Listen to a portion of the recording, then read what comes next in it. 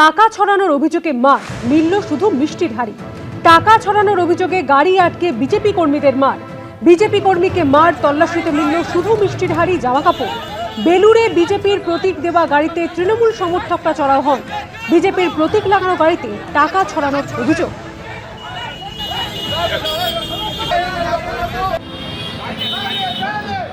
দ্বিতীয় দফার ভোটের আগে একাধিক জায়গায় অশান্তির অভিযোগ সামনে এসেছে। উত্তর 24 পরগনার পানিহাটিতে বিজেপি কর্মীদের উপর হামলার অভিযোগ উঠেছে। গ্রেপ্তার করা হয়েছে পানিহাটির তৃণমূল কাউন্সিলরকে। ভোটের আগে উদ্দেশ্য প্রণোদিতভাবে গ্রেপ্তার করা হয়েছে বলে অভিযোগ তুলেছে তৃণমূল। কোথাও সংঘর্ষ, কোথাও বিজেপির উপর হামলা, কোথাও পুলিশকে শাসানির অভিযোগ। রাজ্যে দ্বিতীয় দফার ভোটের 72 ঘন্টা আগে পরপর 3 তৃণমূল কাউন্সিলরকে গ্রেপ্তার করল পুলিশ।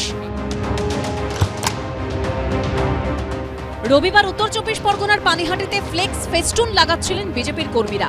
অভিযোগ, সেই সময় দলবল নিয়ে তাদের উপর চড়াও হন পানিহাটির 20 নম্বর ওয়ার্ডের তৃণমূল কাউন্সিলর স্বপন কুণ্ডু। বিজেপি কর্মীদের বেধড়ক মারধর করা হয় বলে অভিযোগ। বিজেপির দাবি, চৌঠা মের পর তাদের ঘর ছাড়া করা ও বাড়িতে আগুন লাগিয়ে দেওয়ার হুমকিও দেন তৃণমূল কাউন্সিলর। ঘোলা থানায় তৃণমূল কাউন্সিলর স্বপন কুণ্ডুর বিরুদ্ধে অভিযোগ দায়ের করেন বিজেপি কর্মীরা। এরপরই তৃণমূল কাউন্সিলরকে গ্রেপ্তার করা হয়। অকারণে অকথ্য ভাষায় গালিগালাজ করে এবং মারধর চালু করে।